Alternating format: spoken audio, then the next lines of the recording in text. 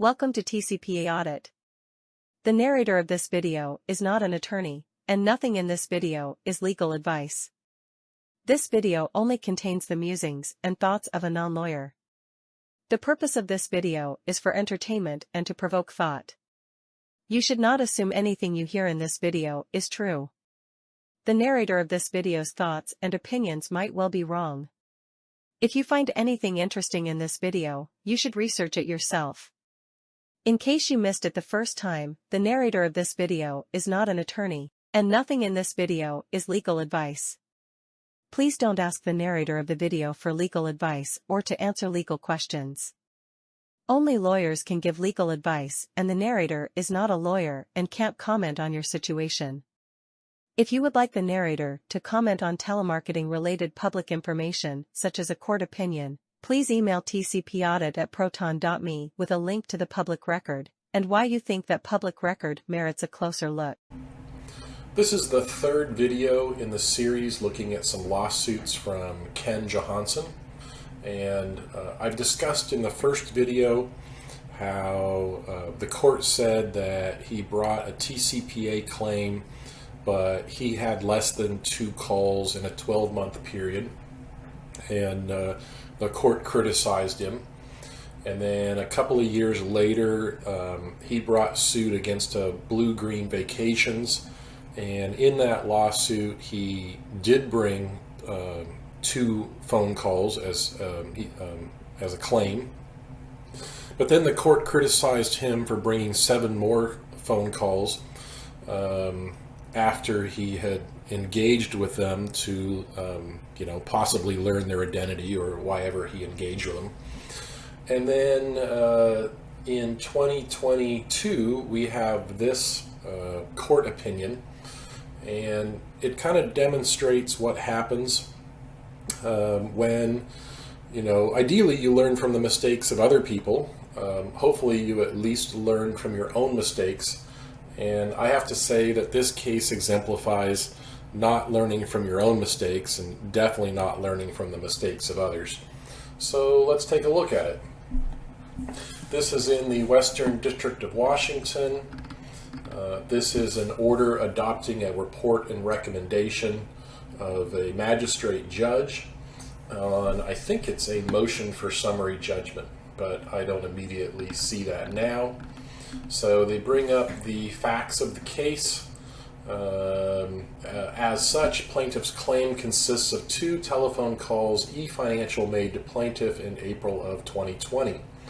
Only one of which, the call made on April 7th, 2020, could potentially subject Efinancial to liability under the TCPA. So that's interesting. What's up with the other phone call? That's okay, so this is a motion for summary judgment. So looking at some of the facts of the case, on April 6, 2020, Efinancial received a request through its website for an insurance quote purportedly sent by plaintiff.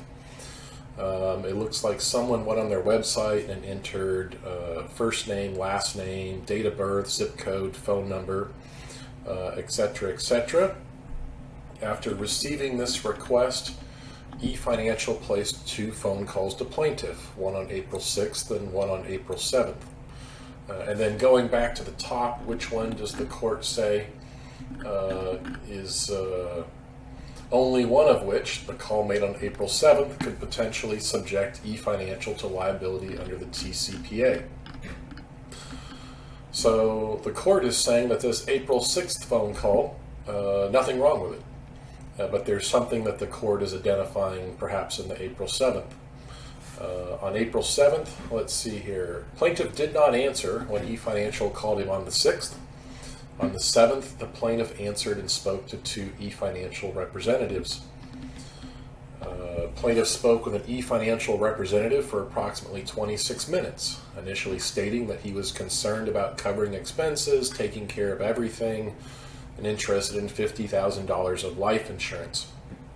Now this goes back to criticisms the court had of him in the Blue Green case, where he had an extensive conversation with a telemarketer. And I have not looked at the underlying facts of this case, So on the surface, I can't say that a 26-minute phone call with a telemarketer is unreasonable.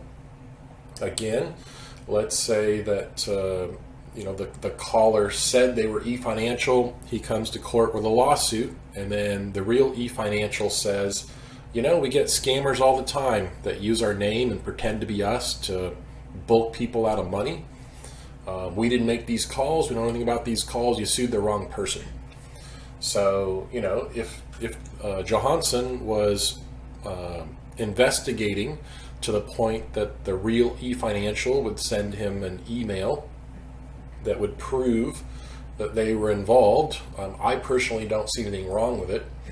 But perhaps he could have gone about things in this lawsuit a different way, given that he'd been criticized in a public opinion for doing the same thing earlier.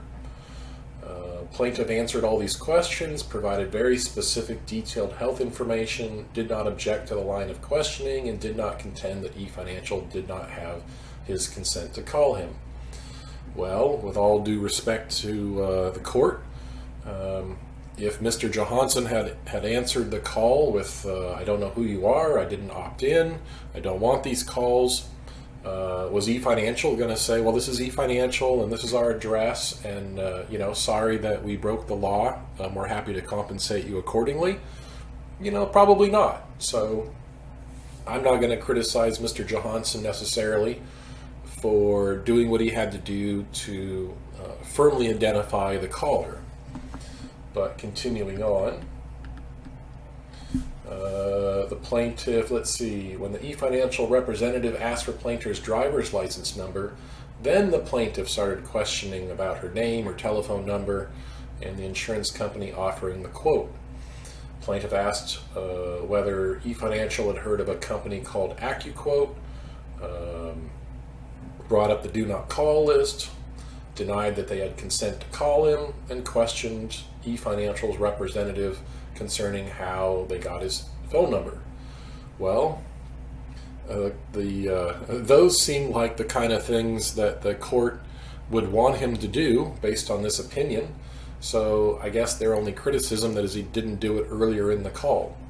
And we don't know why he didn't do it earlier in the call, but my just looking at the opinion, I personally don't see really where he's gone wrong so far.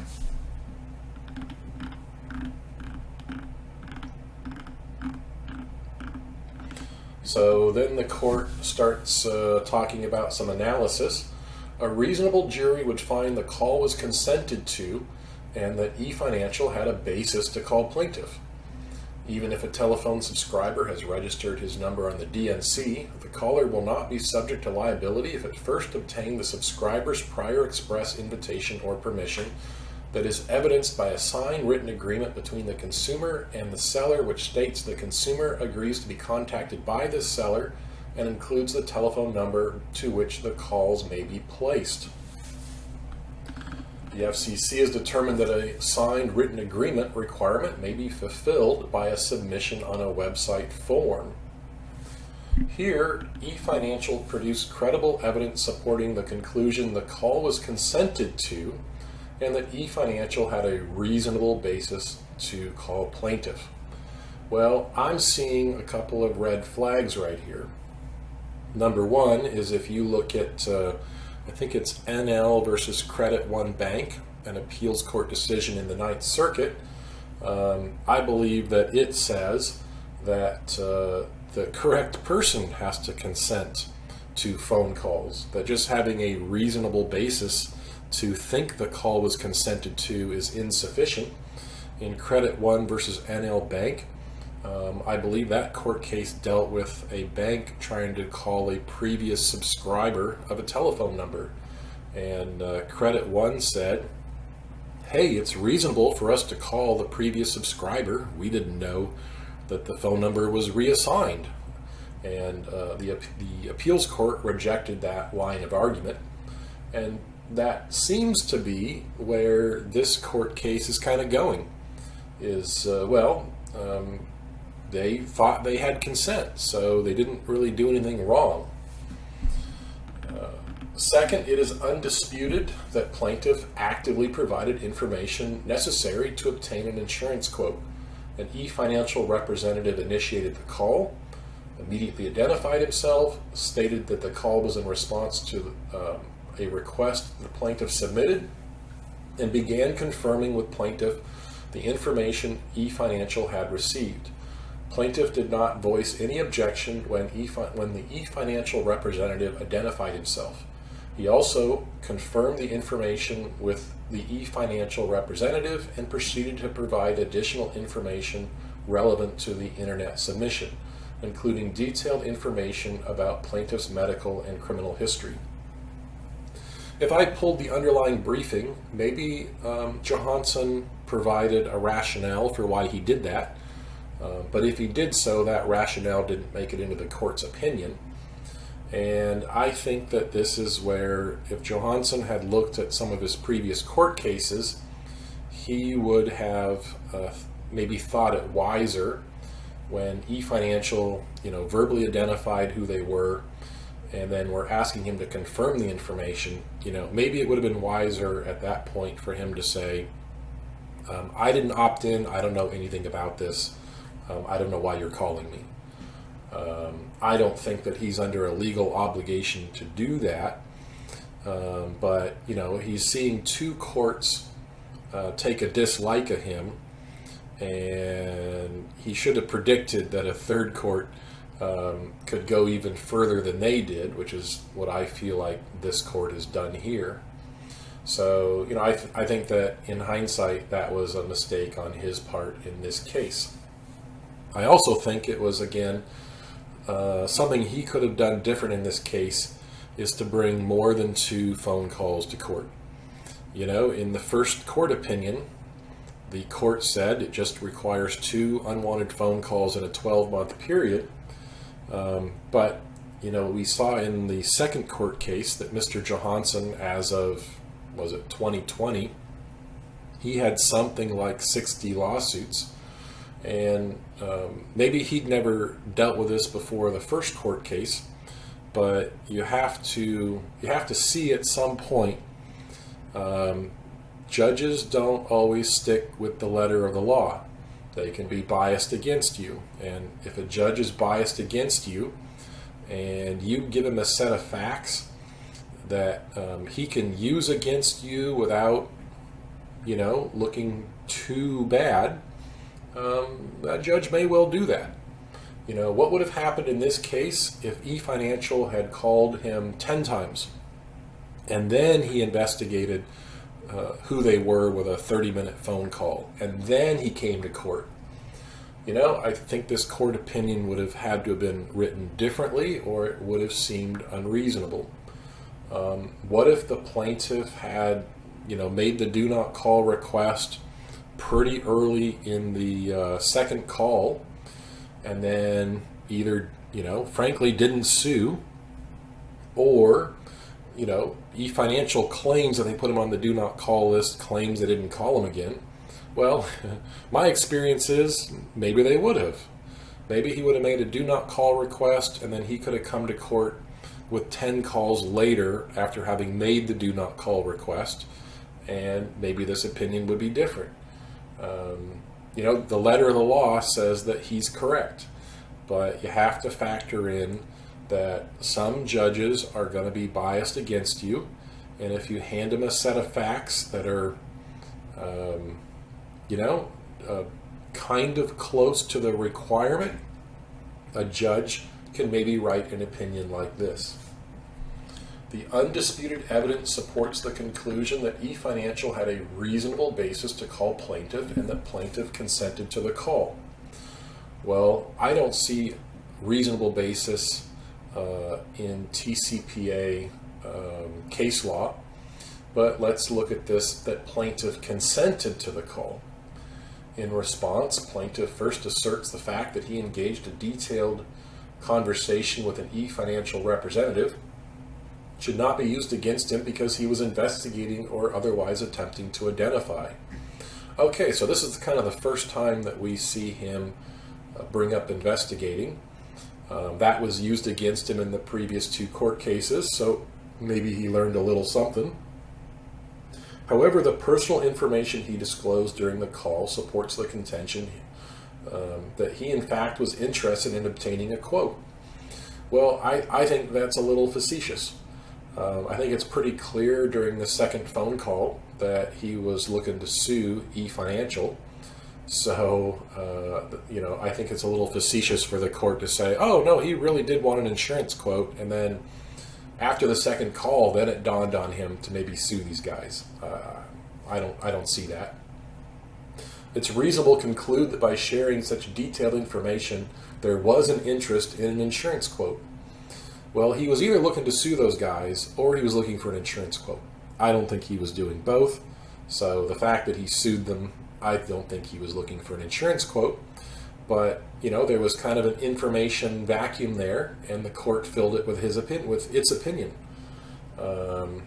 If there were 10 unsolicited phone calls from the defendant before Johansen filed the lawsuit, then this would kind of be an irrelevant conversation. Okay, you think I consented to the 10th call?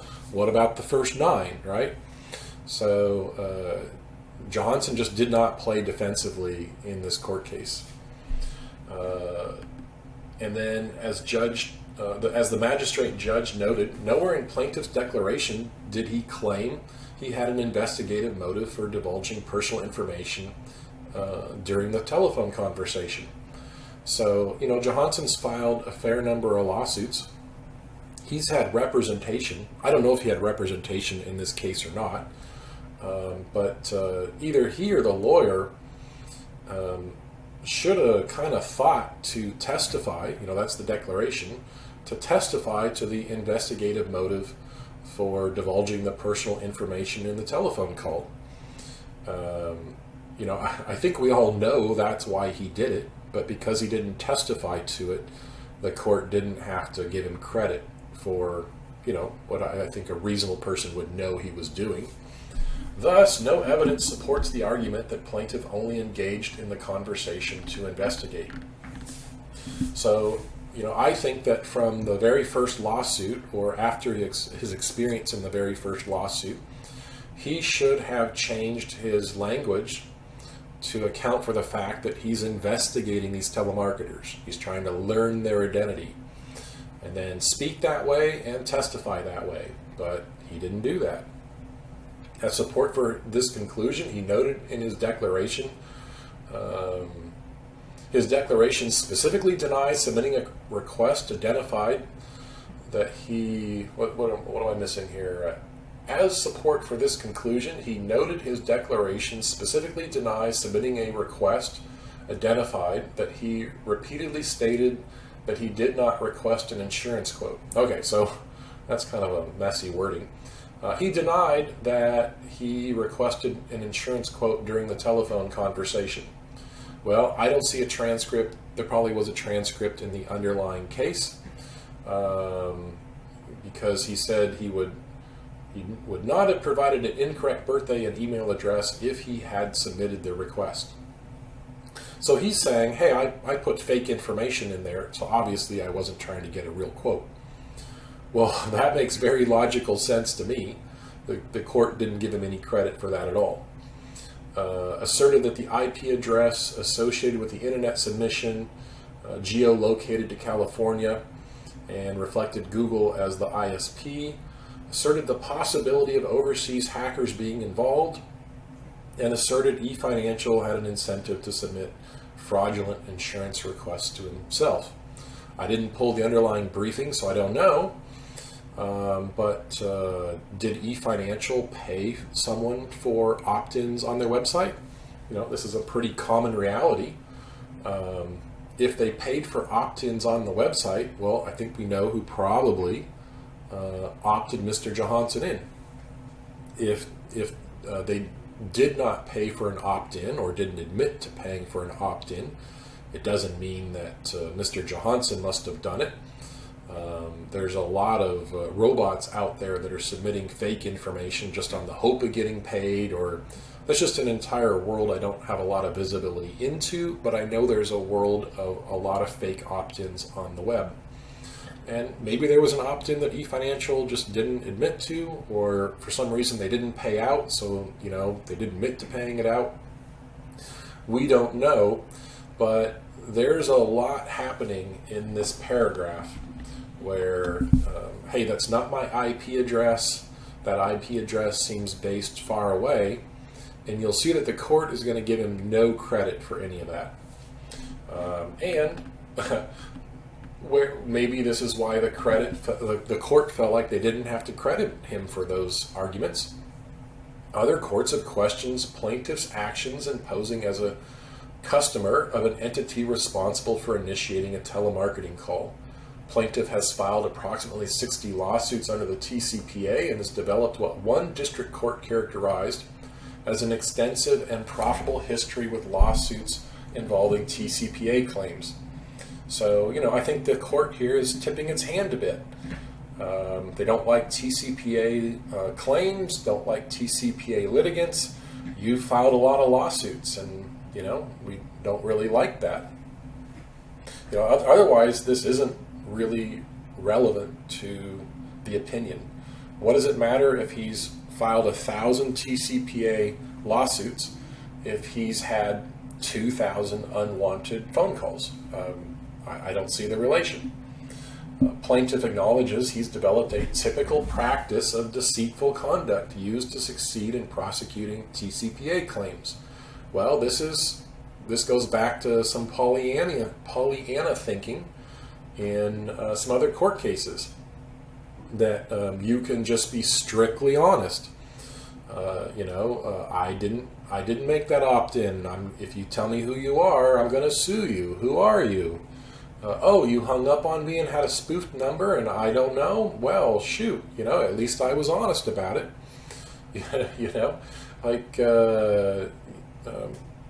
I think that this is not relevant. I think this is just the fact of, this is the reality of finding the identity of telemarketers. But because he came with a weak case, the judge is just kind of knocking him around, and it doesn't seem like he's established the facts that would prevent a court from doing that. So then they cite Johansen versus Bluegrass Vacations, which we just covered. Serious concerns about the plaintiff's credibility and honesty. Well, this goes back to if there's an undercover cop who's busting prostitutes. We've seen this in how many TV shows?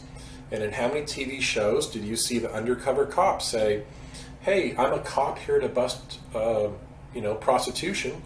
Are there any prostitutes around here? Are you going to sell me your services for money?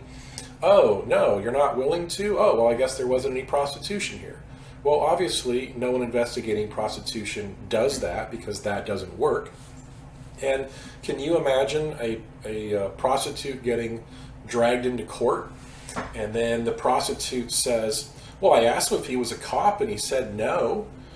So, he's dishonest. You can't believe anything he says. This court would laugh that, person out of court. That wouldn't work at all. So why does this work in a TCPA case? Well, it's working in the TCPA case because the judge doesn't like this guy, and he didn't come to court with a strong enough case that he couldn't be pushed around like this. Then goes back and pushes to the first one we talked about, Johansen versus National Gas and Electric. However, Judge Tashida pointed out that various publicly available websites list the IP address associated with the life insurance request as being in North Charleston in South Carolina, which simply underscores the unreliability of IP addresses and provides no meaningful information about who submitted the online form for a life insurance quote. Well, I thought that the telemarketer had to have proof of consent. So it seems to me that what the magistrate judge is saying is, well, a big piece of the proof of consent just is meaningless, and so I'm going to hold this against Johansen. I'm not going to hold this against the defendant. And, again, I think that's a bias of the court that is overriding established law. In addition, the assertions that overseas hackers were involved or that eFinancial may have submitted the insurance request to itself is speculative at most. And mere allegation and speculation does not create a factual dispute for the purpose of summary judgment. Well, I don't know what discovery was done in this case, so I don't know what Johansen could have pointed to there. But, consent is supposed to be the burden of the defense. And to me, what they're basically saying is, well, he could have done it. He hasn't proved that he hasn't done it. Well, it's not Johansen's job, according to my understanding, to prove he didn't do it. But that's where the court has put him so far.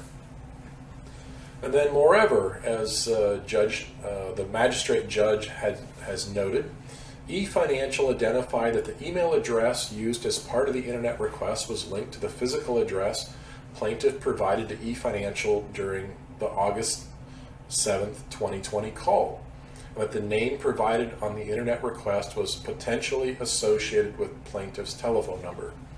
So I thought that the opt-in used his name and other information about him, but I don't know. I didn't pull the briefing.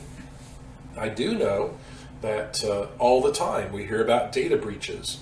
This big company lost their customer list with name, address, phone number, email, everything. Well, where do people think that information goes? Well, a lot of that information goes to fake opt-ins. In my experience, very few telemarketers say, you know what, I just created 1 million phone numbers randomly, yours was in the random list, and that's why I called you. Like, in my experience, almost all the calls go back to some fake opt-in. Well, where does the fake opt-in come from? Well, I think a lot of the fake opt-ins come from data breaches. So, almost certainly, Johansen's name, telephone number, address, and email address has been leaked through various data breaches. If that information was used in an opt-in, well, of course, it's going to be accurate to his phone number, his email address, his physical address, because it came from a data breach of some legitimate business he conducted. So in my opinion, this means very little, and we don't have a lot of details behind it anyway, but the court is crediting it completely to eFinancial. The court therefore agrees with the magistrate judge's conclusion that the plaintiff failed to produce sufficient evidence to create a genuine issue of material fact that no reasonable jury would find that someone other than plaintiffs requested and consented to being called by eFinancial. And unfortunately, because Johansen brought such a weak case to court, and because he had some history that he didn't learn from, this is not a case that I personally would want to see appealed. If there was a strong case, I don't think the court would have written this opinion. And if there was a strong case and the court wrote this opinion, I don't think in the Ninth Circuit that would withstand an appeal. And then the situation kind of gets even worse. Even assuming a question of fact exists to whether the plaintiff submitted the internet request, the TCPA safe harbor provisions apply. Okay, so what are the safe harbor provisions? There's a list of things in the TCPA that if a telemarketer does these things and they are very clean about how they telemarket and they really make an honest mistake, then they may not be liable because they really did do a clean job and this is just a mistake that never happens. And the court is going to say that, well, eFinancial didn't do one of the black and white steps that they were supposed to do. And the court is going to say, well, they did a lot of it and they tried kind of hard, and so we're going to give them credit for that. And I've read a fair number of court opinions. I've never seen this argument work before. A safe harbor provision is supposed to be you do this, this, and this, and then you're protected from unforeseen errors that could arise. Well, to me, someone submitting fake information on your website, particularly if you're paying them, is totally not an unforeseen event that can happen. And so if you're not scrubbing the people coming to the website, or the information coming from your website against the do not call list, how is that a good faith error? I don't see it. But the court gives them the credit for that. So regardless of whether plaintiff or a third-party actor submitted the internet request, Efinancial would be understandably mistaken in its belief that plaintiff had consented to the calls. Well, what if, based on this website opt-in, Efinancial called him 50 times, and they were all missed calls except for the last one. The last one, Efinancial reaches him, pitches him, I think that was life insurance in this lawsuit, and so then Johansen comes to court with 50 calls, all for the intent of pitching life insurance. And let's take out that there's any question that the website opt-in was fake. Efinancial says, hey, we had a good faith belief that it was real, but it turns out that it was Johansen's grandfather who just thought it was unreasonable that his grandson wouldn't get life insurance, and so he thought, well, let's get Efinancial to call him. In my hypothetical, let's say that Efinancial's only defense is that Johansen had a belief that plaintiff consented to the 50 calls. I don't see that out there in case law, that just your belief that someone consented gets you out of the strict liability nature of the TCPA. So, in my opinion, Johansen had 3 cases in a row. Well, they're not in a row, but he had 3 cases where he didn't really learn from the previous experience, and he increasingly got stern opinions criticizing his behavior. And I make mistakes. I certainly try to learn from my mistakes, and before making my own mistakes, I really try to learn from the mistakes of other people. So I hope between these 3 court cases, other people might learn from Mr. Johansen's experience and do better.